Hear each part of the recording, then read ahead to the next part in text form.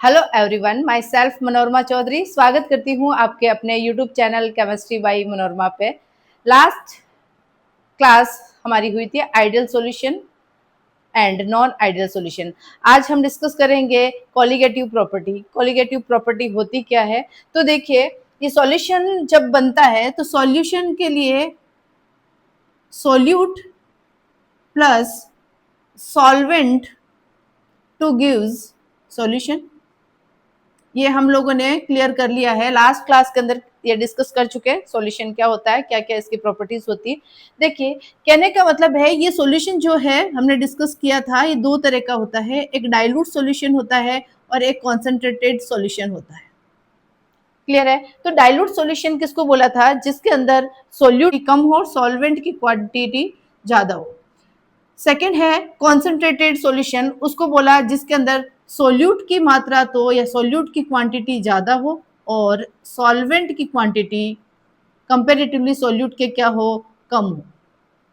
उसको हमने बोला था कॉन्सेंट्रेटेड सॉल्यूशन। दैट मीन्स कोई भी सॉल्यूशन डाइल्यूट कब होगा, कॉन्सेंट्रेटेड कब होगा, वो डिपेंड्स करता है अमाउंट ऑफ, किस पे डिपेंड करता है? ये सॉल्वेंट की क्वांटिटी पे डिपेंड करता है। कोई भी सॉल्यूशन डाइल्यूट कब होगा या कॉन्सेंट्रेटेड कब होगा, वो किस पे डिपेंड करता है? वो डिपेंड करता है किसकी मात्रा पे? सोल्यूट के अमाउंट पे। कि सोल्यूट यदि हमने कम कर दिया तो सॉल्यूशन कैसा बन गया? डाइल्यूट। और सोल्यूट की मात्रा हमने बढ़ा दी तो वो सॉल्यूशन कैसा हो गया? कॉन्सेंट्रेटेड सॉल्यूशन हो गया।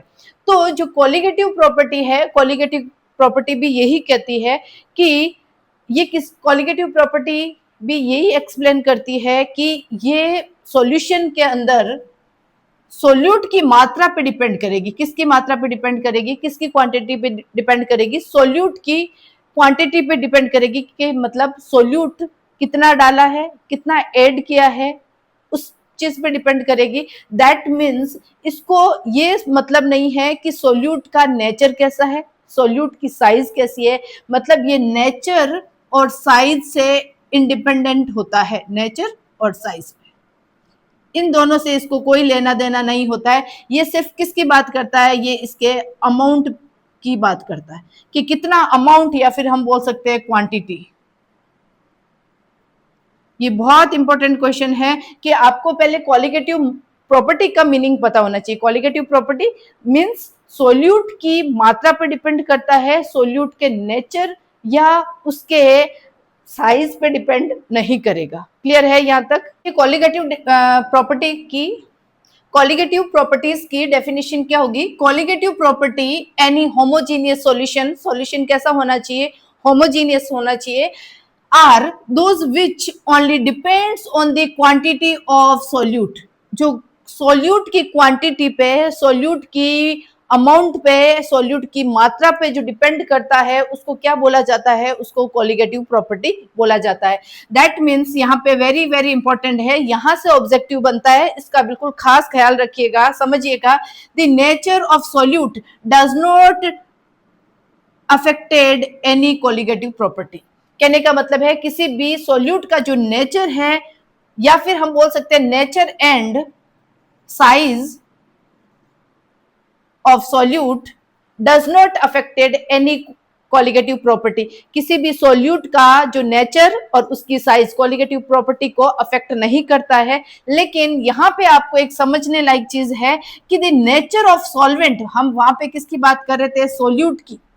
और यहां किसकी बात कर रहे हैं? सॉल्वेंट की। मैं affect the colligative property, very very important, क्योंकि हम एक ही चीज पढ़ते हैं कि सॉल्यूट के अमाउंट पे डिपेंड नहीं करता, लेकिन यहां ये याद रखना बहुत जरूरी है। स्टेटमेंट आ सकता है, सोल्यूट की जगह वो सॉल्वेंट लिख दे, तो आपको याद रखना है द नेचर ऑफ सॉल्वेंट में B affect the colligative property. कहने का मतलब है सॉल्वेंट का नेचर अफेक्ट करता है कॉलिगेटिव प्रॉपर्टी को, ये ध्यान रखना है।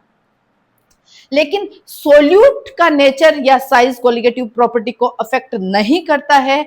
ये सिर्फ सोल्यूट के अमाउंट पे डिपेंड करता है, उसकी मात्रा पे डिपेंड करता है। तो इस तरह से इसको बोला जाता है कॉलिगेटिव प्रॉपर्टी।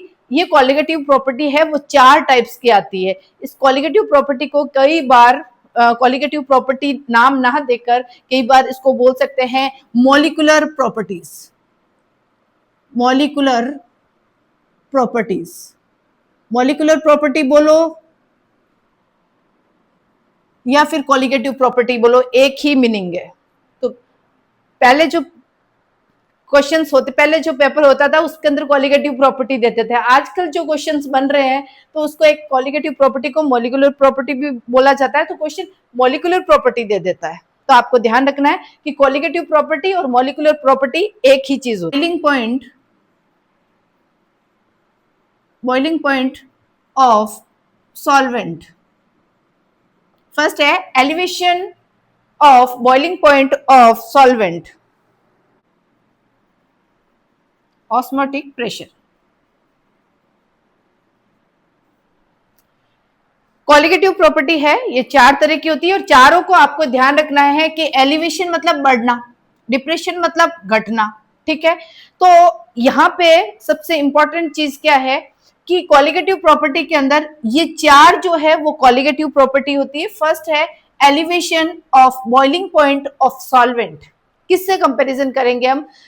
जो सॉल्यूशन बनाएंगे उसकी कंपैरिजन किससे करेंगे? सॉल्वेंट से करेंगे कि सॉल्वेंट का कितना था और सॉल्यूशन बनाने पर उसके फ्रीजिंग पॉइंट में क्या डिफरेंस हुआ, उसके बॉइलिंग पॉइंट में क्या डिफरेंस हुआ, उनके वेपर प्रेशर में क्या चेंजेस आए हैं या फिर उसके ऑस्मोटिक प्रेशर में क्या क्या चेंजेस आए हैं। ये चीजें आपको समझनी है यहाँ पे। तो फर्स्ट है elevation of boiling point of solvent, second है depression of freezing point of solvent और थर्ड है relative of lowering vapour pressure of solvent और फोर्थ है ऑस्मोटिक प्रेशर। फोर्थ है ऑस्मोटिक प्रेशर। अब यहाँ पे ये किसकी बात कर रहा है? ये बॉइलिंग पॉइंट की बात कर रहा है और ये किसकी बात कर रहा है? फ्रीजिंग पॉइंट की। और ये क्या किसकी बात कर रहा है? वेपर प्रेशर की। और ये क्या है? Osmotic pressure. ये 4 चीज याद रखना है और इन सब की कंपैरिजन, ये 4 कॉलिगेटिव प्रॉपर्टी है जिसको हिंदी में इसको बोले जाते हैं कौथनांक में उन्नयन, ठीक है, और इसको बोलते हैं हिमांक में अवनमन, और ये है वाष्प दाब में अवनमन, और ये है ऑस्मोटिक प्रेशर बोले तो प्रासरण दाब। ये 4 तरह की कॉलिगेटिव है और यहां से डायरेक्ट यहाँ पूछ सकते हैं कि कौन सी कॉलिगेटिव प्रॉपर्टी नहीं है या कौन सी कॉलिगेटिव प्रॉपर्टी। तो आपको ये चीज है यहां से ध्यान रखना है स्पेशली कि एलिवेशन ऑफ बॉइलिंग पॉइंट है या डिप्रेशन इन बॉइलिंग पॉइंट है। ये हमेशा याद रखना, elevation in boiling point, depression of freezing point और relative lowering of vapour pressure, और फोर्थ है ऑस्मोटिक प्रेशर, जिसके अंदर ऐसा नहीं है कि लोअरिंग ऑफ ऑस्मोटिक प्रेशर या फिर एलिवेशन ऑफ ऑस्मोटिक प्रेशर, ऐसा कुछ नहीं लिखा हुआ है, बस सिर्फ ऑस्मोटिक प्रेशर है। क्लियर है यहां तक? तो सबसे पहले हम डिस्कस करेंगे elevation of boiling point of solvent. अब सॉल्वेंट का ही सब में कंपैरिजन है। ये देखिए, ये भी सॉल्वेंट से कंपैरिजन कर रहा है, ये भी सॉल्वेंट से कंपैरिजन कर रहा है और ये भी सॉल्वेंट से ही कंपैरिजन कर रहा है, ठीक है। तो फर्स्ट स्टार्ट करते हैं हम elevation of boiling point of solvent. बढ़ना, क्या? एलिवेशन का मतलब है बढ़ना, और किसका बढ़ना? बॉइलिंग पॉइंट का। और बॉइलिंग पॉइंट का बढ़ना मतलब ये किससे रिलेट कर रहा है? ये रिलेट कर रहा है टेम्परेचर से। इस चीज को थोड़ा कॉन्सेप्ट को नहीं समझोगे तो फिजिकल केमिस्ट्री में प्रॉब्लम आ सकती है, ठीक है। तो देखिए, बॉइलिंग पॉइंट बोले तो टेम्परेचर, ठीक है। और टेम्परेचर हम किसकी कंपैरिजन कर रहे हैं? आप इस चीज को थोड़ा समझिएगा, कॉन्सेप्ट वाला है, रटने की जरूरत नहीं है। चीजों को समझोगे, रटने का तो कहीं कहानी नहीं आएगी। अब देखिए, एक बीकर लिया और इस बीकर में हमने सिर्फ क्या ले लिया? सिर्फ वाटर लिया। क्या लिया? वाटर। और वाटर किसकी तरह काम करता है? एज ए सॉल्वेंट की तरह काम करता है। क्लियर है? अब हमने इसमें क्या किया? ये भी वाटर है H2, लेकिन हमने इसके अंदर क्या डाल दिया? मान लीजिए हम इसके अंदर नमक डाल दें या फिर शुगर डाल दें, है ना, या फिर यूरिया डाल दें, कोई भी, ये क्या, ये कम मात्रा में डालते हैं, ये कौन होता है? सॉल्वेंट। और वाटर कौन है? सोल्यूट। ये चीज आपको क्लियर है? ये तो सबसे पहले क्लियर हो जानी चाहिए जहां से सॉल्यूशन स्टार्ट किया है। तो देखिए कि जो वाटर है, अब इसको भी हम क्या कर रहे हैं? बर्नर पे गर्म कर रहे हैं। मान लीजिए आप गैस पे गर्म कर दीजिए, ठीक है। और एक में हमने क्या कर दिया? मान लीजिए इसके अंदर हमने शुगर डाल दी, शक्कर डाल दी, किसके अंदर? पानी के अंदर, ठीक है। जब हम इसके अंदर शुगर डाल दी या शक्कर डाल दी किसके अंदर? पानी के अंदर, तो सोल्यूट प्लस सॉल्वेंट क्या बन गया? सॉल्यूशन। इसका मतलब हम कंपैरिजन किससे करेंगे? किसका? सॉल्यूशन का कंपैरिजन किससे करेंगे? सॉल्वेंट से, बोले तो वाटर के साथ करेंगे। अब देख कि जब प्योर वाटर था, बोले तो सिर्फ वाटर था, तो उसका बॉइलिंग पॉइंट हमें पता है कि जो पानी गर्म होता है उसका बॉइलिंग पॉइंट जो होता है वो कितना होता है? 100 डिग्री सेल्सियस। कितना? 100 डिग्री सेल्सियस। 100 डिग्री सेल्सियस पे पानी बॉईल होना शुरू हो जाता है, मतलब उसका पानी का बॉइलिंग पॉइंट क्या है? 100 डिग्री सेल्सियस। अब हमने क्या किया, इस पानी के अंदर सोल्यूट डाल दिया। इसके अंदर क्या ऐड कर दिया? सोल्यूट, कुछ भी, NaCl लो, शुगर लो, कुछ तुम्हारी इच्छा, ठीक है। अब देखिए, और इसका यदि हम टेम्परेचर नोट करेंगे, जब टेम्परेचर की इसका बॉइलिंग पॉइंट कितना है, तो इसका बॉइलिंग पॉइंट बोले तो जैसे मान लीजिए 104 डिग्री आ गए। कहने का मतलब है 100 भी नहीं होगा, 100 से कम भी नहीं होगा, मतलब 100 से ज्यादा ही होगा। क्यों? आप घर पे देख लीजिए कि पानी को एक भगोनी के अंदर आप पानी को गर्म करो, एक भगोनी के अंदर दूध को गर्म करो। दूध क्या है? एक सॉल्यूशन है। दूध क्या है? सॉल्यूशन है। आपको बताया था लिक्विड, लिक्विड बोले तो इमल्शन है दूध, बताया था ना। जब 9 टाइप के सॉल्यूशन बताए थे तो वहां पे बताया था मिल्क इज ए इमल्शन, है ना। दूध क्या है? Liquid in liquid. क्लियर है? तो इसका मतलब क्या है कि यदि आपने एक भगोनी के अंदर पानी गर्म कर लिया और एक भगोनी के अंदर दूध गर्म कर लिया, या एक भगोनी के अंदर शुगर डाल के पानी के अंदर और आप उसको गर्म किया, और फिर उसका बॉइलिंग पॉइंट नोट करोगे ना, तो उसको ज्यादा गर्म करना पड़ेगा। उसको पानी की कंपैरिजन में थोड़ी देर गैस पे और रखना पड़ेगा, और जब गैस पर और रखना पड़ेगा इसका मतलब उसको और टेम्परेचर देना पड़ेगा। और टेम्परेचर देंगे तो दैट मीन्स इसका टेम्परेचर तो इंक्रीज होगा ना, चाहे 1 डिग्री क्यों नहीं बढ़ाओ, बढ़ेगा तो सही, लेकिन वो पानी के बराबर नहीं होगा, क्योंकि वो क्या है? सिर्फ एक सॉल्वेंट है जिसके अंदर सोल्यूट की मात्रा नहीं है, लेकिन ये क्या है? सॉल्यूशन। तो यहाँ पे किससे कंपैरिजन कर रहे हैं? सॉल्वेंट से कंपैरिजन कर रहे हैं। किसका कंपैरिजन कर रहे हैं? सॉल्यूशन का। अब यहां से ये देखकर आपको भी समझ में आ गया होगा कि जो सॉल्वेंट का बॉइलिंग पॉइंट होगा वो कम होगा, और सॉल्यूशन का बॉइलिंग पॉइंट क्या होगा? बढ़ेगा। अब कितने डिग्री से बढ़ाओ ना, चाहे 1 डिग्री से बढ़ाओ, चाहे 10 डिग्री से, बढ़ तो गया। और बढ़ना ही क्या है? एलिवेशन। बढ़ना ही क्या है? एलिवेशन। किससे कंपैरिजन करेंगे? सॉल्वेंट से। किसका कंपैरिजन करेंगे? सॉल्यूशन से। तो यहां चीज आपको क्लियर हो जाना चाहिए कि जब हम सॉल्वेंट से सॉल्यूशन की तरफ जाते हैं तो ऑब्वियसली उसको बॉईल करने में उसका जो बॉइलिंग पॉइंट होगा वो बढ़ेगा, ना कि घटेगा। और इसी को क्या बोलेंगे हम? एलिवेशन इन बॉइलिंग पॉइंट, मतलब बॉइलिंग पॉइंट का बढ़ना। अब यहाँ पे ये समझ गए कि बॉइलिंग पॉइंट बढ़ रहा है, पर एक्चुअल में बॉइलिंग पॉइंट किसको कहेंगे? इस चीज को समझो। पॉइंट कहेंगे किसको? बॉइलिंग पॉइंट उसको कहेंगे कि किसी भी लिक्विड का बॉइलिंग पॉइंट वह टेम्परेचर होता है जहां उसका वेपर प्रेशर क्या? 1 atm के बराबर आ जाए। किसके? 1 atm के है। फॉर एनी लिक्विड, किसी भी लिक्विड के लिए boiling point is the temperature at which vapour pressure of liquid is equal to the atmospheric pressure. किसी भी लिक्विड के लिए बॉइलिंग पॉइंट वह टेम्परेचर होता है जहां पर उस लिक्विड का वेपर प्रेशर उसके एटमॉस्फेरिक प्रेशर के क्या हो जाए? इक्वल हो जाए। उसको क्या बोला जाता है? Boiling point. वापस देख लीजिए, for any liquid boiling point is the temperature at which at vapour pressure of liquid is equal to atmospheric pressure. कि किसी भी लिक्विड के लिए बॉइलिंग पॉइंट वो टेम्परेचर होता है जो उस लिक्विड का वेपर प्रेशर उसके एटमॉस्फेरिक प्रेशर के इक्वल आ जाए। उसको क्या बोला जाता है? उसको बोला जाता है बॉइलिंग पॉइंट। वर्सेस टेम्परेचर के बीच में एक ग्राफ नोट करते हैं, और देखिए यहां पर मान लीजिए हमने एक प्रेशर लिया, एक एटमॉस्फेरिक प्रेशर बोले तो 1 atm। अब इसको थोड़ा समझिए। अब इस टॉपिक के अंदर किसका कंपैरिजन कर रहे हैं? सॉल्वेंट का। और किससे कर रहे हैं? सॉल्यूशन से। इसको थोड़ा ध्यान रखिए कि जब सॉल्वेंट था, प्योर पानी था, तब उसका टेम्परेचर क्या था, और अब दूसरा हमने क्या बनाया? यहाँ पे सिर्फ H2 लिख दीजिए, यहाँ पे H2 लिख दिया, और यहाँ पे हमने क्या बना दिया? सॉल्यूशन बना दिया। जैसे H2O प्लस हमने लिख लिया C6H12O6, ग्लूकोज डाल दिया इसके अंदर, ठीक है। यहाँ पे क्या डाल दिया? ग्लूकोज, बोले तो सोल्यूट ऐड कर दिया, ठीक है। ये सॉल्यूशन बन गया, और ये क्या बन, ये कौन है? सॉल्वेंट। अब हमने क्या किया? उस पहले तो सबसे पहले हमने क्या किया, ये सॉल्वेंट बोले तो वाटर का बॉइलिंग पॉइंट देखा। तो वाटर का बॉइलिंग पॉइंट क्या होता है, पानी का जो बॉइलिंग पॉइंट होता है वो 100 डिग्री सेल्सियस होता है। ये एक्स एक्सिस मान लीजिए, और ये कौन सी एक्सिस है, वाई एक्सिस है, ठीक है। अब देखिए जैसे जैसे हम लेफ्ट टू राइट जा रहे हैं, मतलब ये टेम्परेचर यहाँ 0 है, यहाँ टेम्परेचर क्या होता जा रहा है, बढ़ता जा रहा है, क्लियर है। जैसे जैसे हम लेफ्ट टू राइट जा रहे हैं टेम्परेचर क्या हो रहा है, इंक्रीज हो रहा है, क्लियर है। अब हम किसका देखेंगे, पहले सॉल्वेंट का देखेंगे। अब सॉल्वेंट का जो टेम्परेचर है वो कितना होता है, 0 डिग्री तो नहीं होता। पानी जो है कितने डिग्री पे बॉईल होना शुरू होता है, ये होना शुरू होता है, इसका वाटर का जो बॉइलिंग पॉइंट होता है वो होता है 100 डिग्री सेल्सियस। कितना, 100 डिग्री सेल्सियस। एक सॉल्वेंट है और ये मान लीजिए सॉल्वेंट है, यहां से कंपैरिजन करते हैं। ये देखिए यहाँ पे, यहाँ टेम्परेचर बढ़ा है, यहाँ मान लीजिए 100 डिग्री सेल्सियस, कितना, 100 डिग्री, ठीक है। ये कौन है, H2, ये कौन है, H2। अब देखिए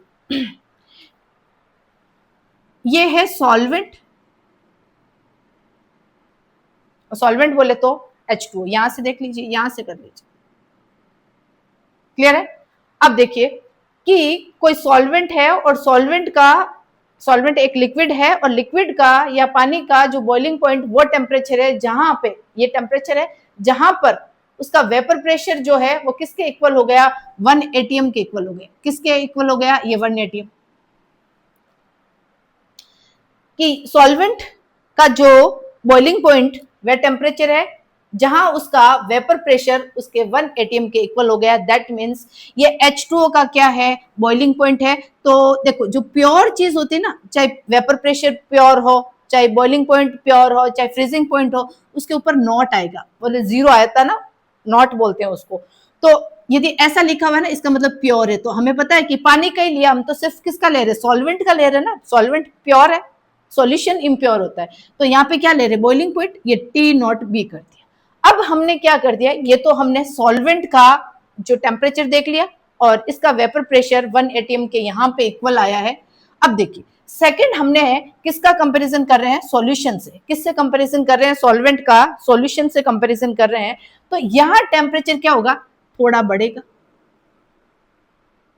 यही बोला ना कि ये मान लीजिए ये 100 डिग्री पे बॉईल हो रहा है पानी, इसका मतलब इससे तो ज्यादा ही होगा, चाहे वो 2 डिग्री ज्यादा हो, मान लीजिए 2 डिग्री ज्यादा है ना। तो इसका मतलब क्या है, यदि यह किसका है, ये सॉल्वेंट का टेम्परेचर है, बॉइलिंग पॉइंट है, दैट मीन सॉल्यूशन का तो ज्यादा ही होगा। तो और वो जाके वो बॉइलिंग पॉइंट ये सॉल्यूशन का है, ये किसका है, सॉल्यूशन।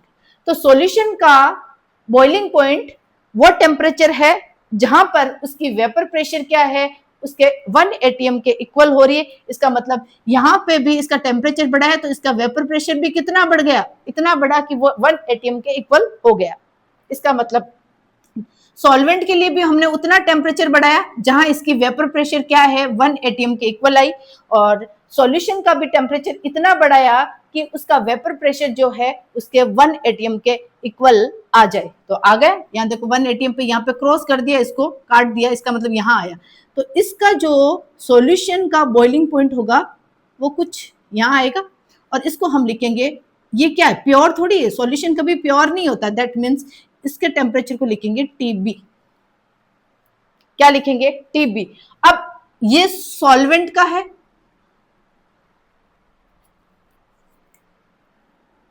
अब ये वेपर प्रेशर, ये टेम्परेचर और ये वेपर प्रेशर किसका है, ये सॉल्वेंट का है, ठीक है। और ये किसका है, ये सॉल्यूशन का है। तो इसको क्या बोलेंगे, दोनों का डिफरेंस। और तो डेल TB क्या होता है, डेल TB इक्वल टू क्या होता है, अब बताइए कि पानी जल्दी बॉईल होगा या सॉल्यूशन।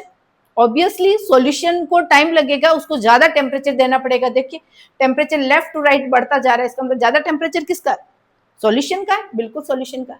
ये किसका है, सॉल्यूशन ही तो है, ये सॉल्यूशन के लिए, और ये किसके लिए, ये सॉल्वेंट के लिए, ये सॉल्वेंट के लिए। तो किसका टेम्परेचर ज्यादा, सॉल्यूशन का टेम्परेचर ज्यादा। तो ज्यादा में से कम वाले को माइनस कर दीजिए, ये TB, और TB कौन है, सॉल्यूशन का, और टी नॉट किसका है, टी बी नॉट किसका है, ये हो गया सॉल्वेंट का। दैट मीन्स ये डेल क्या है, डिफरेंस बता रहा है किसका, सॉल्यूशन का और सॉल्वेंट के कंपैरिजन में। तो टीबी क्या है, टीबी है boiling point of solution, end TB naught क्या है, boiling point of solvent. Very very important. या फिर प्योर, और सॉल्यूशन कैसा होता है, सॉल्यूशन इम्प्योर होता है, ये तो आपको पता है। तो सारा गेम किसका है, सारा गेम है इसके अंदर सोल्यूट की मात्रा का, ठीक है। तभी तो कह रहे हैं कॉलिगेटिव प्रॉपर्टी है, और कॉलिगेटिव प्रॉपर्टी सोल्यूट के अमाउंट पे डिपेंड करती है। तो डेल टीबी बराबर क्या होता है, टीबी माइनस टीबी नॉट, जिसका ज्यादा टेम्परेचर है उसमें से जिसका कम टेम्परेचर है उसको माइनस कर देते हैं। अब देखिए कि जो del TB change in elevation of boiling point,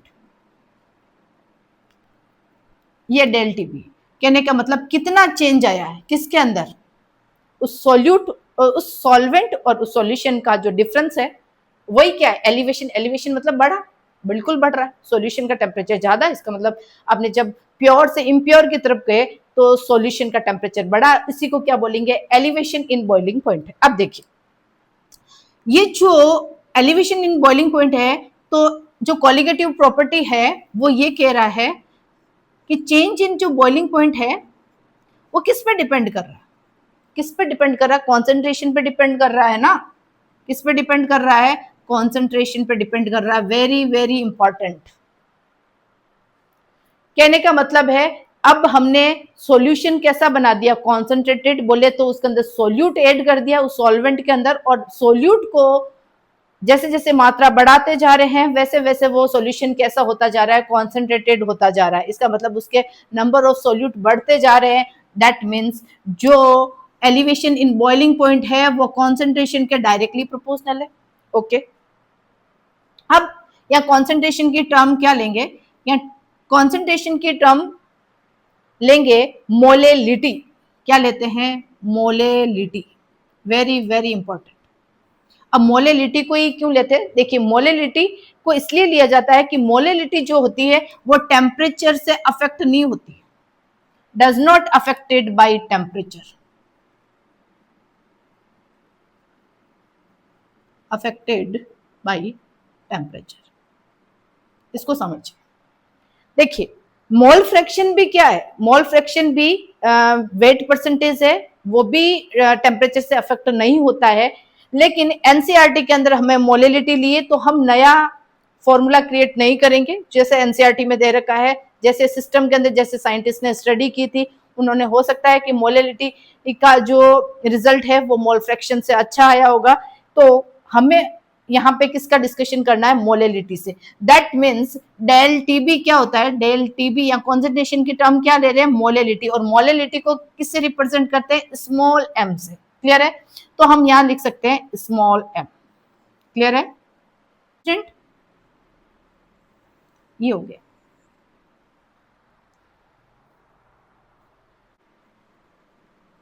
molal elevation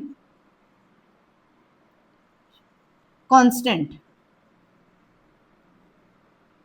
molal elevation constant, या फिर इसको यूब्लोस्कोपिक कांस्टेंट। क्लियर है, तो देखिए यूब्लोस्कोपिक कांस्टेंट के भी जो वाटर के लिए होगा वो होगा 0.512। ये आपको वैल्यू याद रखनी है, किसके लिए, फॉर वाटर।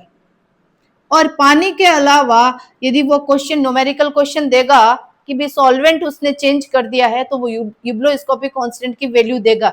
और यदि उसने वाटर के अंदर डिसोल्व कर रहे हैं किसी सॉल्यूट को, तो हो सकता है वो यूब्लोस्कोपिक कांस्टेंट बोले तो मोलल एलिवेशन कांस्टेंट दे भी सकता है और नहीं भी दे सकता है। पर आपको रेडी रहना है कि वाटर के लिए आपको याद रखना है, और कोई दूसरा सॉल्वेंट आएगा तो वो क्वेश्चन के अंदर डाटा गिवन होंगे।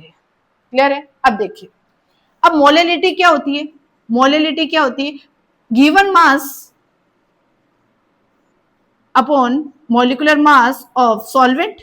ये क्या होता है, given mass of solvent divided bye molecular mass of solvent, ये किसका मात्रा है, ये कौन है, सॉल्वेंट,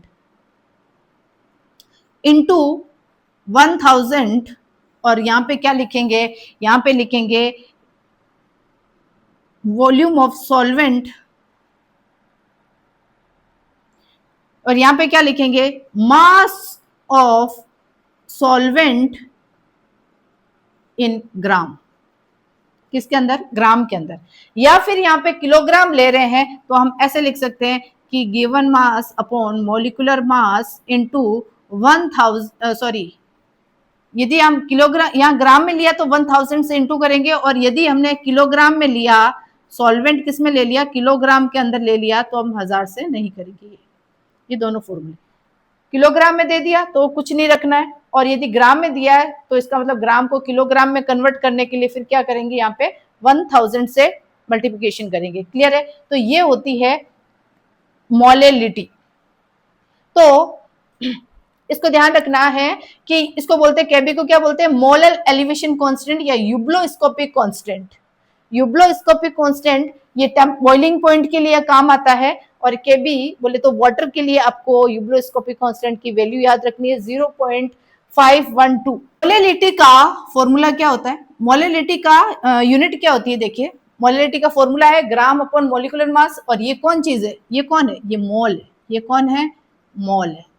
क्लियर है, इसको वापस समझ लेते हैं हम, ग्राम अपॉन मोलिकुलर मास क्या होता है, मोल होता है, इसको लिख दें मोल। ठीक है, जब हम यहाँ पे किलोग्राम की बात करेंगे तो हम यहाँ पे लिख सकते हैं कि mass of solvent in KG या किलोग्राम, तो इसकी यूनिट क्या होगी, इसकी यूनिट होगी मोल पर किलोग्राम। ठीक है, और इसको कैसे लिख सकते हैं, मोल किलोग्राम इनवर्स, ये होती है मोलेलिटी की यूनिट। ठीक है, तो डेल टीबी के अंदर ये डेल टीबी का फॉर्मूला है, डेल टीबी इक्वल टू के बी इंटू मोलेलिटी।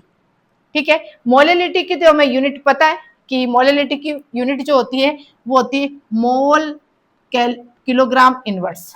अब हमें यदि किसका निकाल, और ये जो टेम्परेचर लेते हैं एलिवेशन इन बॉइलिंग पॉइंट, ये टेम्परेचर है, ये किस में लेंगे हम, केल्विन के अंदर, किसके अंदर लेंगे, केल्विन के अंदर, और इसकी यूनिट क्या हो गई, इसकी यूनिट हो गई मोल किलोग्राम इनवर्स। क्लियर है, और यदि हमें केबी की वैल्यू पूछे, वेरी वेरी इंपॉर्टेंट, कि केबी की यूनिट क्या होगी, तो आपको केबी की यूनिट क्या लिखनी, केबी बराबर क्या होगा, डेल टीबी अपॉन एम, ये होता है केबी का formula. KB equal to change in boiling point of solvent divided by molality. KB की वैल्यू क्या हो जाएगी, केबी इक्वल टू, देखो ये केबी इधर आया, del TB divided by M, M बोले तो मोलेलिटी, तो ये क्या बोल सकते हैं कि जो डेल टीबी की यूनिट है वो क्या है, केल्विन के अंदर, टेम्परेचर किस में ले रहे हैं, केल्विन के लिए अंदर ले रहे हैं, और जो ये मोलेलिटी है उसका फॉर्मूला क्या हो गया, उसकी यूनिट क्या हो गई, मोलेलिटी की यूनिट क्या हो गई, मोल पर किलोग्राम, तो मैं ऊपर लिख दूं किलोग्राम, तो इसका फॉर्मूला क्या हो जाएगा,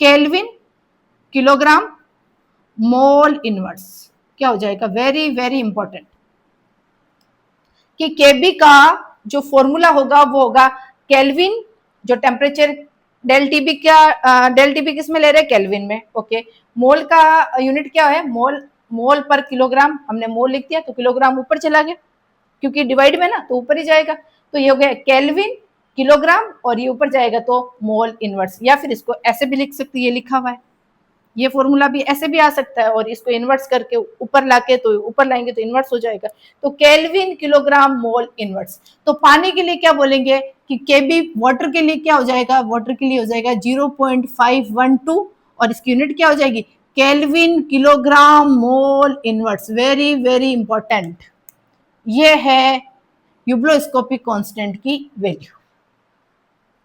क्लियर है, कि वो सोल्यूट के अमाउंट पे डिपेंड करेगी, सोल्यूट के नेचर पे और उसकी साइज पे डिपेंड नहीं करेगी, लेकिन यहाँ पे आपको एक चीज याद रखनी है, सेकंड, लेकिन हमने सेकंड स्टेटमेंट क्या बोला था कि वो सॉल्वेंट की नेचर पे डिपेंड करता। तो वेरी वेरी इंपॉर्टेंट, ये केबी जो होता है ना, ये depends on nature of solvent. बिल्कुल, इसीलिए हमने बोला था कि ये पानी के लिए इसकी वैल्यू अलग आएगी।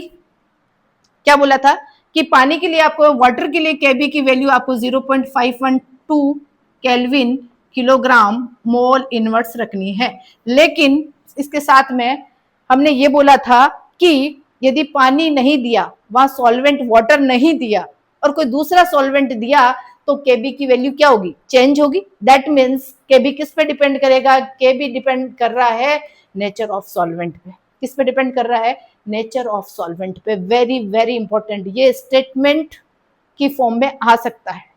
तो आपके दिमाग में ये नहीं रखना है कि ये सिर्फ सोल्यूट, जो सोल्यूट, इसमें आपके दिमाग में याद, आपके दिमाग में ये चीज नहीं होनी चाहिए कि ये उसके नेचर पे डिपेंड नहीं करता। किसके नेचर पे, सोल्यूट के नेचर पे डिपेंड नहीं करता, लेकिन सॉल्वेंट के नेचर पे डिपेंड करता है। इसके लिए एक फॉर्मूला है, देखिए ये आपको याद रखना है कि R into M into TB square divided by 1000 del vaporisation enthalpy. अब देखिए यहाँ पे R कौन है, R है गैस कांस्टेंट। क्या है, गैस कांस्टेंट। टीबी क्या है, प्योर सॉल्वेंट का बॉइलिंग पॉइंट।